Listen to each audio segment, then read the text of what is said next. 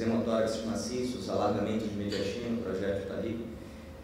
Se nós compararmos a proximidade aqui dentro dos elementos dentro da bainha carotídea, de um lado com o outro, vamos ver que tem um afastamento ali entre a jugular e a carótida. Isso provavelmente é por causa de um hematoma que também está deslocando a traqueia. Então esses são indícios de que há uma lesão de tronco supraóptico.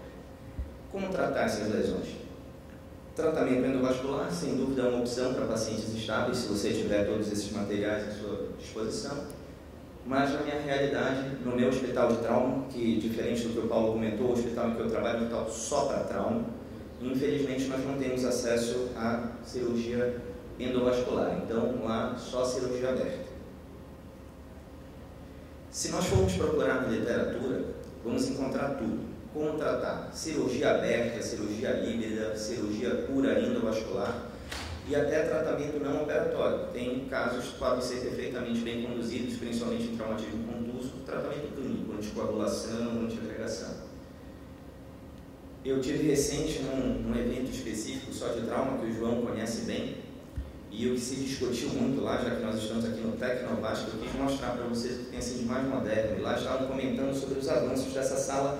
Não é mais uma sala híbrida. A sala híbrida antigamente era só endovascular e cirurgia aberta. Isso é uma sala anexa ao pronto atendimento deles para casos extremamente graves, em que na mesma mesa o paciente faz tomografia, angiografia, embolização, stent, toracotomia, laparotomia, tudo na mesma mesa. Mas essa não é a minha realidade lá em Belém do Pará, infelizmente. Então, lá nós procuramos fazer o melhor que nós podemos. Esse é o meu hospital, o Hospital Metropolitano de Urgência e Emergência, que existe desde 2006. Nós temos um grupo de aproximadamente 10, 12 colegas que ficam, porque às vezes nós temos alguém fazendo cobertura de férias, né, que ficam se revezando. E nós temos um único cirurgião vascular de plantão em todo o estado do Pará, e o estado é 2 vezes o tamanho da França.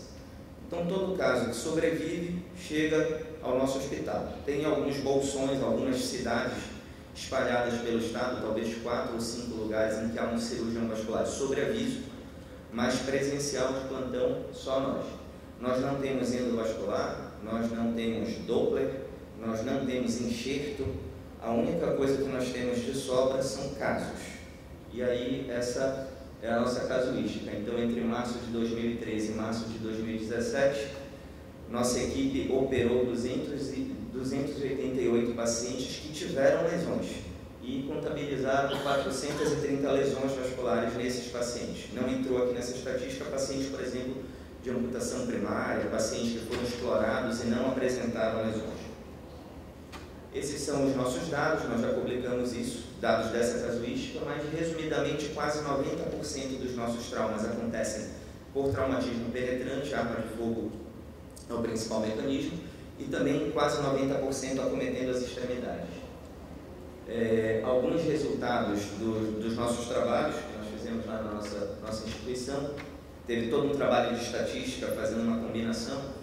Então, para ter uma ideia, se o paciente for vítima de uma única lesão de uma artéria compressível, como por exemplo a artéria femoral superficial, a probabilidade desse paciente a óbito é de aproximadamente 7%. Se houver uma combinação de lesões, uma lesão, por exemplo, vamos imaginar um paciente que teve um tiro de espingarda e um projétil afetou a carótida, o outro projétil afetou a subclávia. Se ele tiver uma combinação de lesões arteriais no tórax e no pescoço, essa probabilidade de óbito salta para 70%, 72%. E na minha cidade, no meu estado, há uma disparidade enorme entre o serviço privado, a saúde suplementar, e o serviço público. Então, só para contextualizar aqui para vocês, antes de falar propriamente do trauma de tronco supraóptico, casos semelhantes, fio guia perdido no sistema venoso depois do implante de acesso venoso central. Serviço privado, no serviço privado, entra com catéter laço, tira o fio guia. No nosso hospital de trauma, tira a clavícula, abre a veia subclávia e tira o fio guia. Mas tem que resolver o problema do paciente. Diferente do abdômen, que uma laparotomia mediana expõe tudo que o cirurgião precisa ver no trauma, no tórax não é assim. Para cada estrutura existe uma via de acesso melhor, né? E o segredo é escolher qual é a melhor via de acesso. Isso, às vezes, não há tempo hábil, às vezes, para tomar essa decisão.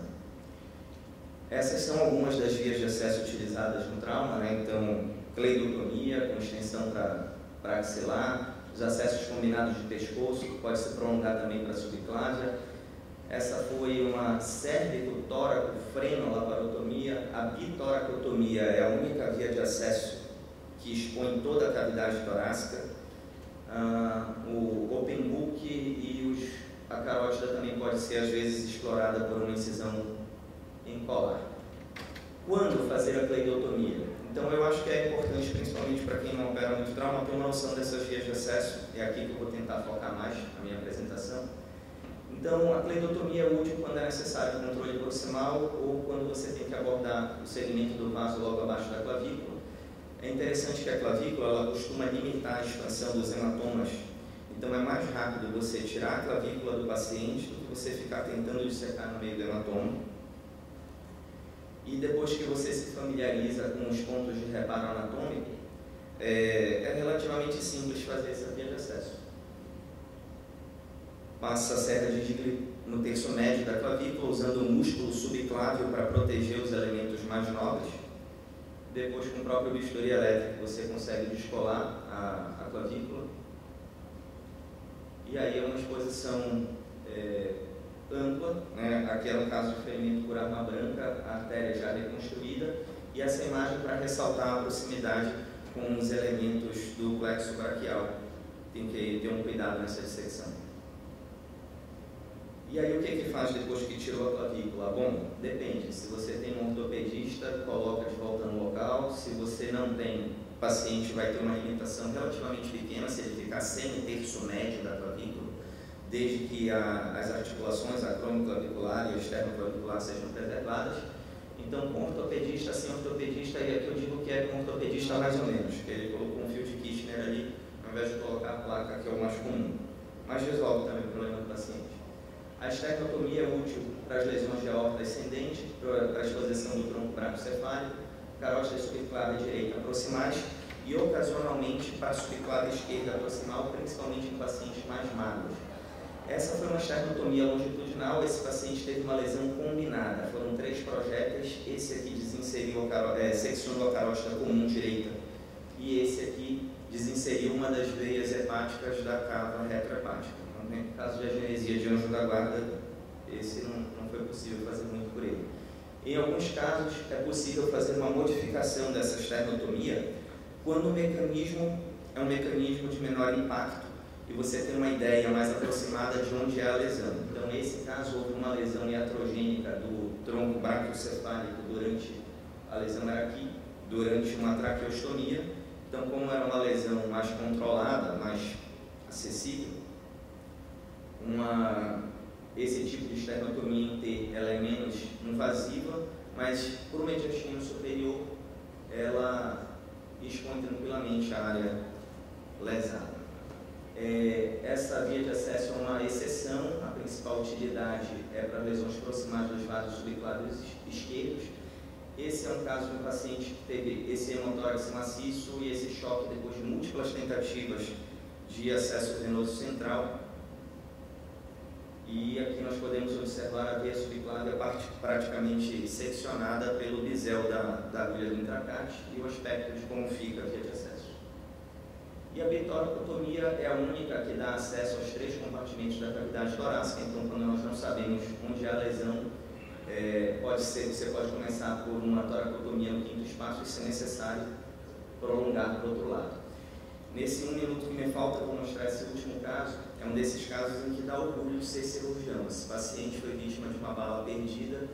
Houve um tiroteio na frente da casa dele para tentar assassinar um policial. O projétil entrou pela janela e acertou o paciente dentro de casa. Nessa topografia, o paciente chegou em choque.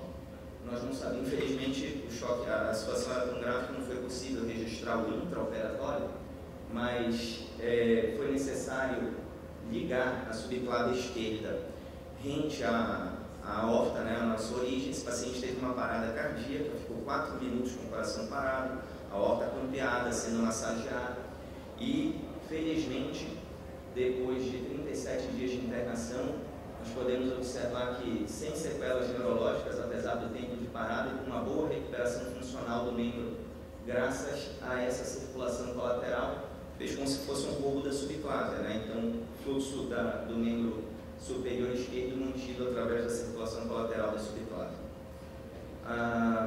Eu acho que me confundi, não era o último caso. Aqui, as carótidas, eu tenho a preferência por aquela incisão que acompanha o esternocleidomastoide, e eu acho que a endovascular é para complementar a cirurgia aberta e não para concorrer. Então, esse é um caso de um paciente mais idoso, 11 anos pós-trauma. A minha opção foi colocar um stent revestido. E esse é um paciente bem mais novo, que tinha uma fístula arteriovenosa da carótida para jugular, e como ele era muito novo, apesar da dificuldade de acesso, eu achei que seria melhor fazer uma cirurgia aberta do que colocar um stent revestido nessa carótida, por causa do acompanhamento a longo prazo, e foi para a cirurgia aberta. E nesse caso nós utilizamos a jugular externa, que já estava pressurizada pela fístula, para fazer a reconstrução da carótida.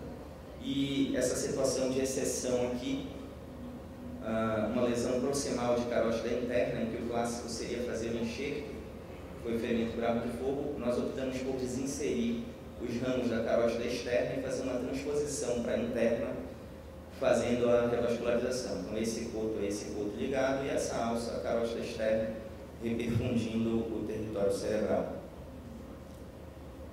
E muito obrigado, desculpem ter ultrapassado um pouco a...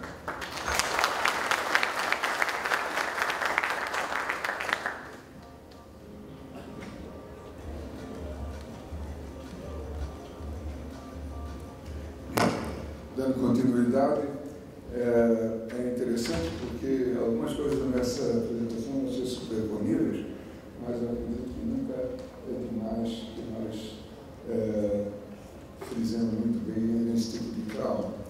O trauma torácico é um dos mais importantes, porque as estatísticas são realmente muito, eu diria, furadas, porque nós vemos metade mais ou menos do trauma torácico envolve o coração e a outra metade envolve os grandes vasos torácicos. E isso que nós estamos vendo aí realmente é uma situação das mais comuns, que o paciente já chega ao atendimento falecido. Eventualmente, nós temos até uma lesão com conjuntivo de alta velocidade, como nós estamos vendo aqui, em que o paciente consegue sobreviver. Um trabalho muito importante realizado e publicado por Matheus, que é uma das pessoas que eu considero mais importante nesse tipo de trauma, nós vemos aqui que nas lesões da aorta torácica, se o paciente não conseguir ser atendido adequadamente em menos de 1 hora, ele acaba sempre morrendo. Mesmo que ele seja atendido nas primeiras horas após o trauma, ele tem uma chance enorme de mais de 90% de falecer, e somente aqueles que têm a sorte, praticamente dentro do azar, de terem uma sobrevida menor, ou seja, a lesão foi menos importante ou menos hemorrágica, eles vão ter uma chance de poder ser tratados. Então, as principais manifestações clínicas que estão aqui listadas, que vocês estão vendo, como a hipotensão, ali as figuras eu não vou me deter por falta de tempo, mas elas são ilustrativas: a hipotensão, choque hipovolêmico, a evidência externa, grande trauma torácico, nesse trauma aqui, paciente sem cinto de segurança, a presença de hematomas cervicais expansivos. O que está assinalado com asterisco é exatamente em relação à figura, a simetria de pulsos arteriais e pulmões superiores entre um lado e outro, a simetria de pressão, fratura palpável de externo, feridas que nós vemos aqui, o sangramento importante arterial saindo da lesão nessa facada feita de cima para baixo, que seccionou a artéria subclávia, levou a formação de motórios, e inclusive também o tamponamento, outro ferimento de arma de fogo, na região supraarticular, e um tamponamento cardíaco com um paciente com cianose típica, nesse caso é uma contusão da parede anterior do tórax. Nós temos que nos acostumar a avaliar esse raio-x do paciente deitado. Esse paciente não tem condição de ser levado para a clínica, o departamento de radiologia, ele é radiografado no pronto-socorro. A radiografia dentária tem características muito importantes. Aqui nós vemos o alargamento mediastino, o apagamento do botão aórtico, uma característica típica, o desvio da traqueia,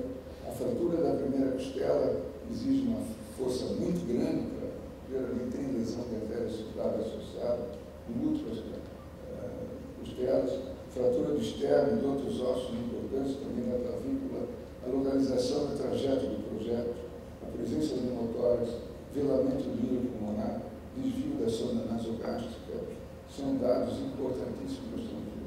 Atualmente, pelo menos nos hospitais que nós trabalhamos, todos que têm serviço de emergência, tem tomografia computadorizada acoplada ao serviço de pronto-socorro, o que permite que muitos desses casos sejam estudados de uma maneira bastante expedita e que nós vamos ter então a oportunidade de poder detectar casos como esse, na transecção da aorta descendente, ou então uma contusão de esmagamento, um acidente grave dentro de um posto de elevador, onde o paciente tem uma contusão da aorta. A angiografia é um exame de muito valor.